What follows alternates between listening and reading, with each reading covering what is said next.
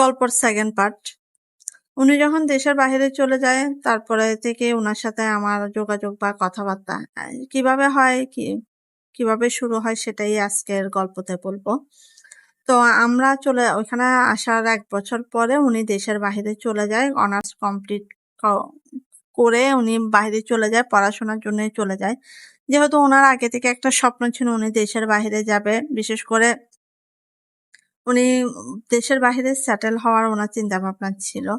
তো উনি দেশের বাহিরে চলে যাবে, বাকিটা করবে, ওইখানে উনি কি জীবন শুরু করবে নতুন করে। তো আমরা যাওয়ার 1 বছর পরে উনি চলে যায়। তখন আমি ক্লাস 7 থেকে ক্লাস 8 এ উঠি। আমার পড়াশোনার মতোই চলতেছে। উনি চলে গেছে বা উনি থাকতেছে ওইটা নিয়ে আসলে আমার এত মাথা ব্যথা নাই। আমরা যাওয়ার 1 বছর পর যখন উনি চলে যায়, উনি যাওয়ার 4 মাস পরে উনি আমার যে আপুটার ঘটকালি করতাম ওই আপুটাকে কল দেয়। কল দিয়ে কথাবার্তা বলে, কেমন আছে, কি অবস্থা জিজ্ঞেস করে। তো জিজ্ঞেস করার মাঝখানে আমাদের কথা জিজ্ঞেস করে, আমরা এখনো আছি কিনা ওনাদের বাসায়, নাকি এখান থেকে চলে গেছে। তো উনি বললো যে হ্যাঁ ওনারা আছে। ওনার 2টা বোন, আমার তো বড় আপু আর ছোট আপুর বিয়ের কথাবার্তা চলতেছিল। তো বললো আর কি আমার আপুদের বিয়ে ঠিক হয়েছে। ততদিনে আমার বড় আপুর বিয়ে ঠিক হয়েছে, তারপরে মেজ আপুর বিয়ের কথাবার্তা, দুজনেরই একসাথে বিয়ে দিয়ে দেওয়ার চিন্তা ভাবনা চলতেছিল। ছেলেও মোটামুটি আপুদেরও পছন্দ ছিল। তো ওই হিসাবে একসাথে আপুদের বিয়ে দিয়ে দেওয়ার জোগাড় করতেছে আব্বু ভাইয়ারা। মাঝখানে আবার আব্বু একটু অসুস্থ ছিল। যাই হোক আব্বু সুস্থ হয়ে গেছে, ভাইয়ারা যে যার মতো চাকরি করতেছে। কেউ বড় ভাই বিজনেস করতেছে, মেজো ভাই চাকরি করতেছে, আর ছোট ভাইও চাকরির জন্য পড়াশোনা প্রায় শেষের দিকে। তো জিজ্ঞেস করলো আমার কি অবস্থা, আমি কেমন আছি, আমার কথা জিজ্ঞেস করছে। বললো যে হ্যাঁ ভালো আছে, ও পড়াশোনা করতেছে, ও তো এখন ক্লাস 8 এ উঠছে, এটা তো তুমি জানোই আর কি। তো আমার কি আসবে সেগুলো জিজ্ঞেস করে ফোনটা কেটে দিছে। তার 6 মাস পর উনি আবার কল দিছে। কল দিয়ে ওই 3 মাস পরে যে কল দিছে তারপরে আর উনি মাঝখানে আর কল টল দেয়নি।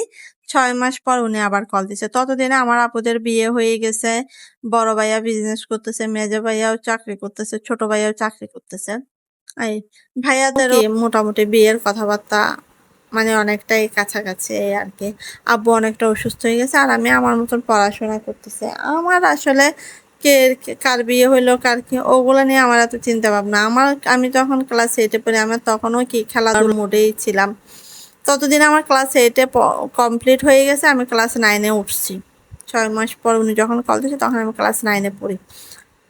জিজ্ঞেস করছে পড়াশোনা, আপু বললো। তো আপুকে বলছে যে যদি পারেন ওকে একটু আমার সাথে কথা বলাই দিয়েন, আমার ওর সাথে একটু কথা ছিল। তো আপু বললো কি কথা আমাকে বল, আমি বলে দিব। ওর তো মোবাইল নেই। বলতেছে আপনি ওকে ফোন দিয়ে বলেন, ওরা মোবাইলে কল দিয়ে বলেন আমার সাথে একটু কথা বলার জন্য বলবেন আর কি। তো আপু আমাকে কল দিছে, ওনার সাথে কথা শেষ করে আপু আমাকে সন্ধ্যায় কল দিছে। উনি দুপুরে কল দিছিল, আপু আমাকে সন্ধ্যায় কল দিছে, দিয়ে বলল যে এরকম এরকম সোহান কল দিছিল, তোমার সাথে কথা বলতে চাই, তুমি একটু আসো। তা আমি বলছি ওনার সাথে আমার কিসের কথা, আর আমি কেনই বা ওনার সাথে কথা বলতে চাইবো। তো আপু বলতেছে আসো, আসলে কথা হবে।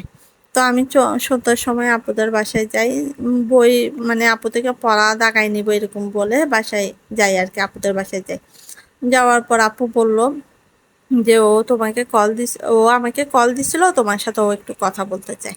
তা আমি বলতেছি আপু আমি ওনার সাথে কি কথা বলবো, আর ওনার সাথে কথা বলতে আমার ভালো লাগে না, ওনাকে তো আমার পছন্দই না, প্রথম থেকে ওনাকে আমার পছন্দ না। সে জায়গায় আবার ওনার সাথে আমার কিসের কথা, উনি দেশের বাহিরে চলে গেছে সেটা চিন্তা করে আমার থেকে খুশি লাগে যে যাক প্যারাটা মানে কি এখান থেকে বিদায় হয়েছে, এটা ভেবে তো আমার খুশি লাগে। সে জায়গায় আবার ওনার সাথে আমি কিসের কথা বলবো।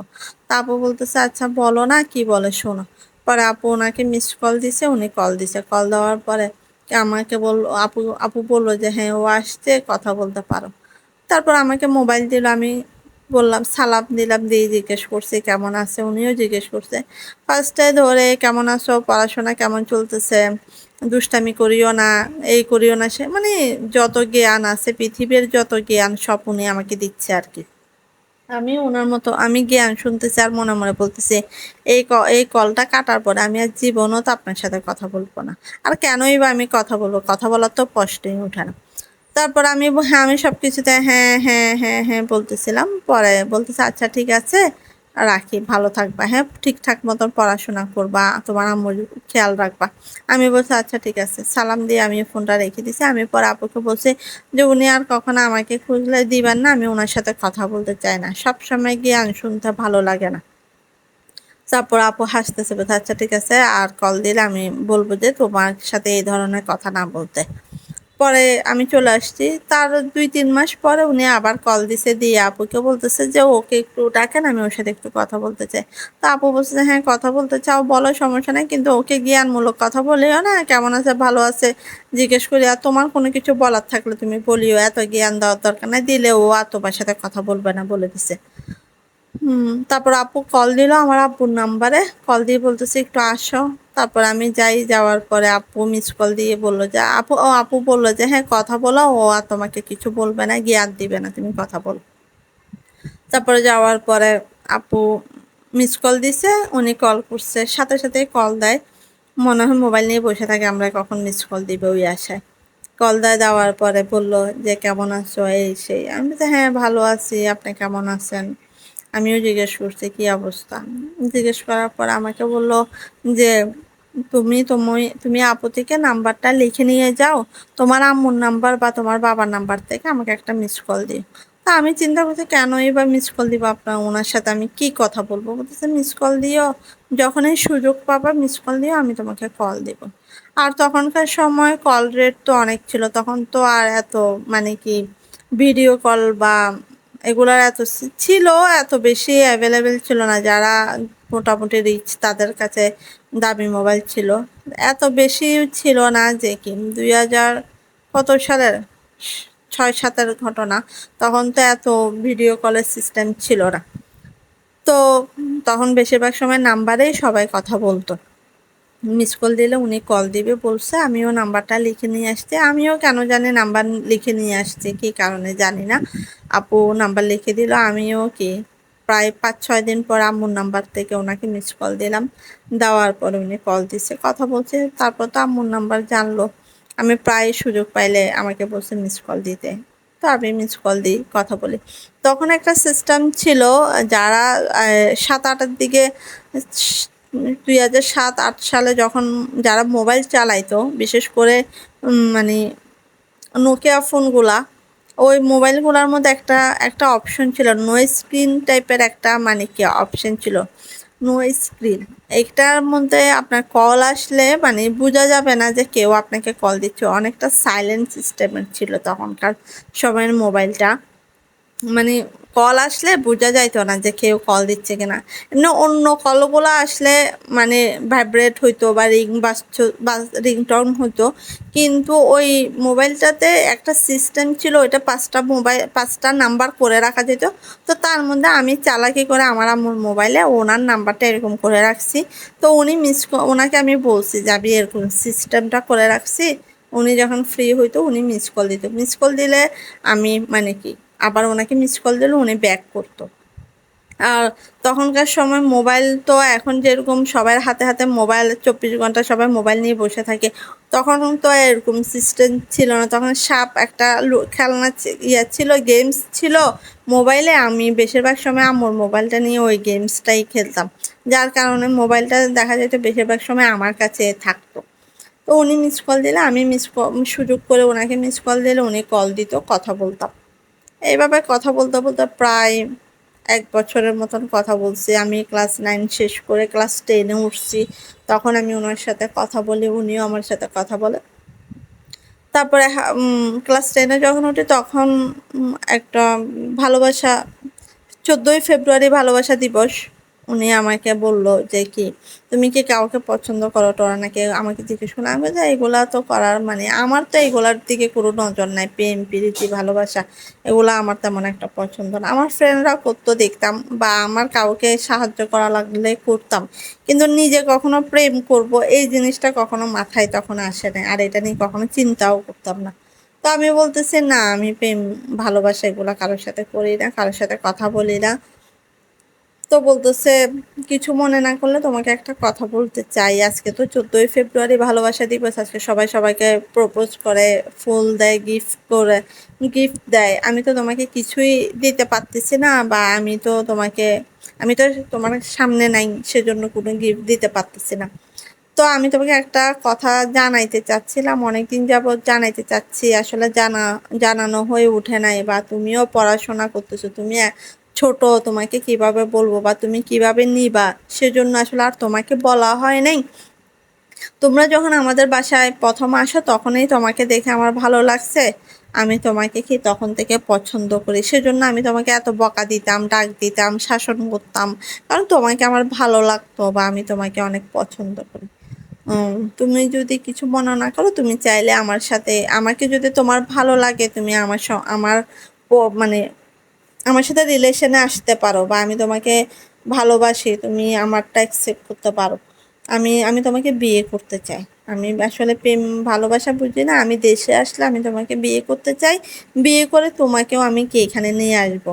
তো আমি বলছি, আপনার আম্মু কি মেনে নিবে? আমরা আপনাদের বাসায় ভাড়া থাকি, আপনারা মানে বাড়িওয়ালা, আমরা হচ্ছে ভাড়াটিয়া, আমাদেরকে কি আপনার মা, আমাকে কি আপনার মা কখনো মেনে নেবে? মেনে নেবে না। তো উনি বললো যে মেনে না নিলেও সমস্যা নাই, আমি বিয়ে করে তোমাকে নিয়ে চলে আসবে, যেহেতু আমি এখানে একটা অবস্থান, আমি একটা ভালো জব করতেছি, পাশাপাশি পড়াশোনা করতেছি, তুমিও পড়াশোনাটা শেষ করো, এসএসসি কমপ্লিট করো, ইন্টার কমপ্লিট করো, অনার্স তুমি এখানে এসে করতে পারবা, ততদিনে আমি দেশে চলে আসবে, এসে বিয়ে শাদির কথাবার্তা বলবো। যদি বিয়ে শাদি আমার মা যদি তোমাকে মেনে না নেয়, আমরা নিজেরা বিয়ে করে ফেলবো, তারপর আমি তোমাকে আমার এখানে নিয়ে আসবো, তুমি নিশ্চিন্তে আমার সাথে কি সম্পর্কে আসতে পারো। তখন আমি একটু মানে কি ভরসা পাইলাম, তো যেহেতু উনি কি পড়াশোনা করতেছে, পাশাপাশি উনি বাইরের দেশে আউট ভালো একটা দেশেই উনি থাকে, যাই হোক এটা আর বলবো না কোন দেশে থাকে। তো ওইখানে উনি যাওয়াটা আসলে এত সহজ না, যাওয়া অনেক কষ্ট, যত অনেক টাকা পয়সা খরচ করে, উনি উনি উনি অনেক ভালো পজিশনে আছে ওইখানে। তো উনি যেহেতু আমাকে শিওর করলো যে উনি আমাকে বিয়ে করবে, দেশের বাহিরে নিয়ে যাবে, তো আমার আর কিসের টেনশন, আমিও খুশি খুশি প্রেমে রাজি হয়েছে।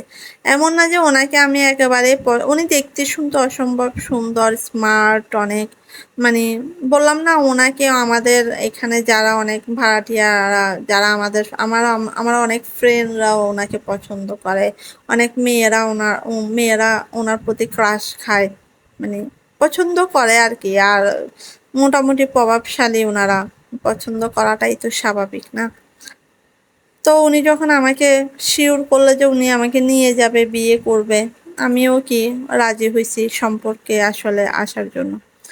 উনি, আমি যখন এসএসসি পরীক্ষা দিই, দেওয়ার পরে উনি ততদিন, ওনার 2 বছর হয়ে গেছে দেশে মানে বাহিরে ওনার 2 বছর হয়ে যায়, উনিও মানে দেশে আসবে কি আসবে না চিন্তা ভাবনা করতেছিল। তো আমি ওনাকে, আমার রেজাল্ট বের হওয়ার আগে উনি আমাকে জিজ্ঞেস করছে, তুমি যদি ভালো রেজাল্ট করো, তুমি যেটা চাও আমি তোমাকে সেটা দিব। তো আমি বলতেছি, সত্যি দিবেন? বলতেছে হ্যাঁ দিব। তো আমি বলতেছি আচ্ছা, আমি বেশি কিছুই চাই না, আমি যদি ভালো রেজাল্ট করি তাহলে আপনি দেশে আসবেন, আমি আপনাকে দেখতে চাই, আপনাকে আমি সামনাসামনি দেখতে চাই। আগে তো দেখছি তখন একটা শত্রুতার সম্পর্ক ছিল, তখন তো আপনাকে আমি এতটা পছন্দ করতাম না, এখন তো আপনার সাথে আমার সম্পর্কই আমরা অনেক সুন্দর একটা সম্পর্ক হয়েছে, তার মধ্যে তো আর আপনার সাথে আমার আর কখনো দেখা হয় নাই, আপনাদের দেশের বাহিরে থাকেন। আমার একটাই চাও, আমি যদি ভালো রেজাল্ট করি, আমি যদি ভালো পড়ে ভালো রেজাল্ট করি, তাহলে আপনি দেশে আসবেন, আমি আপনাকে দেখতে চাই। তো উনি বলতেছে আচ্ছা ঠিক আছে, চেষ্টা করব। উনি যা আসবে সেটা আমাকে বলে না, উনি বলতেছে এত সহজে তো আসা যায় না, মিনিমাম একটা সময়ের দরকার হয়, 3-4 বছর, 5 বছর একটা সময়ের দরকার হয়, বললেই তো আর আসা যায় না। তবে আমি চেষ্টা করব আসার জন্য, তবে আমি আসতে পারবো কিনা সেটা শিওর তোমাকে বলতে পারবো না, কথা দিতে পারবো না। না, আমি ওইটা বলছি, আমার আসলে ওইটা ভুল হয়ে গেছে, আমার অতটা মনে নাই, কারণ উনি যেহেতু বলছে 4-5 বছরের মধ্যে আসতে পারবে না, তা ওইটা আর আশা নিয়ে আমি আর বসে নাই। তা আমি ওনার সাথে আমার প্রতিদিন কথা হয়, প্রতিদিনই, মানে তখনকার সময় তো কল রেট তো অনেক বেশি ছিল, 1 মিনিট কথা বলা তো 20-30 টাকা, অনেক টাকাই গোনা লাগতো। তো তারপরে উনি আমার সাথে যথেষ্ট পরিমাণ সময় নিয়ে কথা বলতাম, 30 মিনিট 40 মিনিট, বেশিরভাগ সময় সন্ধ্যার সময় যখন কারেন্ট চলে যাইতো তখন আমরা ছাদে সবাই যাইতাম। তো এক কোনায় আপুকে একটা সময় আমি পাহারা দিছি, এখন পরে আপু আমাকে পাহারা দিত আর কি, আমি যখন ওনার সাথে কথা বলতাম। তো আপু আমাকে পাহারা দিত, আমি ওনার সাথে কথা বলতাম 40 মিনিট 1 ঘন্টা। 1 ঘন্টা কথা বলতাম না, বেশিরভাগ সময় 30 মিনিট 40 মিনিটে কথা বলতাম, কথা বলে দেন চলে আসতাম। তো এইভাবেই চলতেছিল আমাদের প্রেম ভালোবাসা, এইভাবেই দিনগুলা যাচ্ছিল। এর মধ্যে আমার পরীক্ষা হয়েছে, রেজাল্ট বের হয়েছে, আলহামদুলিল্লাহ আমি অনেক ভালো রেজাল্ট করছি, আমার অনেক ভালো রেজাল্ট আসছে। তো আমি ওনাকে জানাইছি যে উনি কিভাবে জানছে বলতে পারি না। আমি ফোন করছি, বলতেছে ভালো রেজাল্ট তো ভালো আসছে, আমাকে তো একটু বলো নাই।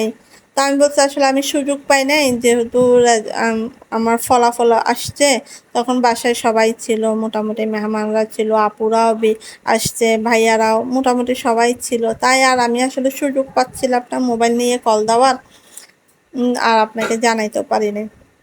তো উনি অনেক খুশি হয়েছে, অনেক মানে কি বলতেছে আমি তো তোমাকে কিছুই দিতে পারলাম না, একটা গিফটও তোমাকে পাঠাইতে পারলাম না, আমি আর দেখি কারোর মানে কোনো কিছু গিফট পাঠাইতে পারি কিনা। তো আমি তো আচ্ছা ঠিক আছে, সমস্যা নাই, গিফট পাঠানোর দরকার নেই, ততদিনে আমি উনি ওনার তো আমার রেজাল্ট দেওয়ার 5-6 মাস পরে উনি আসছে, ততদিনে তো আমার কলেজে ভর্তি হই, আমি একটা সরকারি কলেজে ভর্তি হই। তো উনি বলে যে কলেজে যাওয়ার সময় আমার সাথে দেখা করব কালকে। তো আমি বলতেছি আচ্ছা ঠিক আছে, কালকে কলেজে যাওয়ার সময় আপনার সাথে দেখা করব। তো উনি তো আমার কলেজ চিনে, আমি কোথায় পড়ি সেটা তো উনি জানে। তো আমি কলেজে 10টা থেকে আমার ক্লাস, তো উনি নাকি 8টা বাজে গিয়ে দাঁড়াইছিল কলেজের সামনে, সেটা তো আর আমি জানি না। তো আমি তো ওনাকে দেখে পুরো অবাক, আমি দেখি রে আপনি এখন আসছেন, আমি আমি জানি যে উনি ছুটির পরে আসবে। তো আমি বলছি আপনি এখন আসছেন, আমার তো ক্লাস শুরু হবে, আমার ছুটি হইতে হইতে তো 1টা 2টা বাজবে, আপনি এতক্ষণ কি দাঁড়ায় থাকবেন? পরে বলছে আজকে ক্লাস না করলে হয় না। তো আমি বললাম যে তো সেদিন আবার আমাদের ক্লাস টেস্ট ছিল, পরীক্ষা ছিল একটা। তো আমি বলতেছি আমাদের তো আজকে একটা পরীক্ষা আছে, এখন তো আমার পরীক্ষা দিতে হবে, এখন কিভাবে আমি আপনার সাথে দেখা মানে বাইরে যাব। তো বলছে আচ্ছা ঠিক আছে, সমস্যা নাই, তুমি পরীক্ষা দিয়ে আসো, আমি আসি।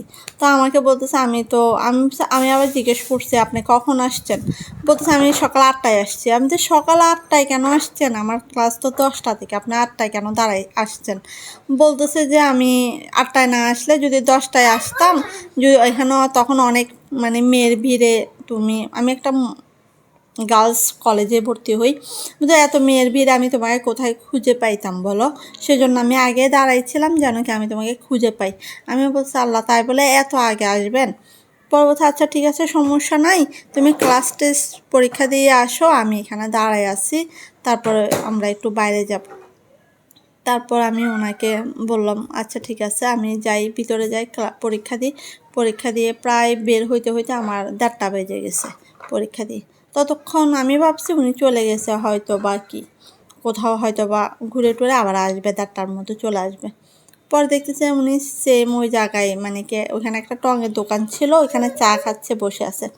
ওনাকে দেখে তো আমি বলতেছি আপনি কোথাও যান নাই? বলতেছে না, আমি সেই সকাল 8টা থেকে এখন পর্যন্ত এখানে বসা, এখানে দাঁড়ায় আছি তোমার জন্য, বসে আছি, দাঁড়ায় আছি, খাচ্ছি, হাঁটতেছি, কিন্তু তোমার তো কোনো খবর নাই, তোমার তো আসার কোনো খবর নাই। আমি কী করবো, আমার আজকে একটা এক্সাম পড়ে গেছে, আপনি কালকে আসছেন, আজকে আমার একটা মানে পরীক্ষা পড়ে গেছে, তো সেজন্য। বলতে আচ্ছা ঠিক আছে, সমস্যা নেই, চলো আমরা বাইরে কোথাও খাই। তো আমার সাথে আমার একটা বেস্ট ফ্রেন্ড ছিল, ও আবার ওর বাসা আর আমার বাসা অনেকটাই কাছাকাছি ছিল, আমার বান্ধবী সহ। তারপর আমরা একটা রেস্টুরেন্টে যাই এখানে খাওয়া দাওয়া করার জন্য। আসলে আমার লাইফে এটাই প্রথম কোনো রেস্টুরেন্টে কোনো ছেলের সাথে যাওয়া। কোনো রেস্টুরেন্টে আমি আমার লাইফে কখনো যাইনি, এটাই প্রথম, তাও আবার ওনার সাথে। উনি যে 5-6 মাস ছিল, এই 5-6 মাস ছিল, এই 6 মাসে ওনার সাথে আমার প্রতিদিন দেখা হইতো, ঘোরাফেরা হইতো। তারপর তো উনি চলে যায়, চলে যাওয়ার পরে আসলে মোটামুটি সবকিছু জানাজানি হয়। আসলে জানাজানি হওয়ার পরে একটা সময় গিয়ে ওনার আর আমার সম্পর্কের দূরত্বটা, উনি চলে যাওয়ার পর সবাই মোটামুটি জানে, বিশেষ করে ওনার আম্মা জানে, আর আমাদের ওখানে যারা যারা ভাড়াটিয়া ছিল মোটামুটি সবাই জানে। আসলে জানার পিছনে কারণ ছিল উনি আর আমি প্রায় সময় ছাদেও কথা বলতাম, বারান্দায় কথা বলতাম। হয় না কথা বললে বা ইশারা ইঙ্গিত করলে তো কারো না কারো চোখে পড়ে যায়, তো এরকম কয়েকজনের চোখে পড়ে গেছে। তো উনি থাকা অবস্থায় আসলে তখন কেউ কিছু বলে নাই। উনি চলে যাওয়ার পরে এটা নিয়ে আসলে মোটামুটি সবাই আলোচনা সমালোচনা শুরু করছে। তারপরে উনার আম্মার কান পর্যন্ত যায়। তো যাওয়ার পরে আসলে মূল ঘটনা শুরু হয় ওইখান থেকে। উনি ওটা জানার জন্য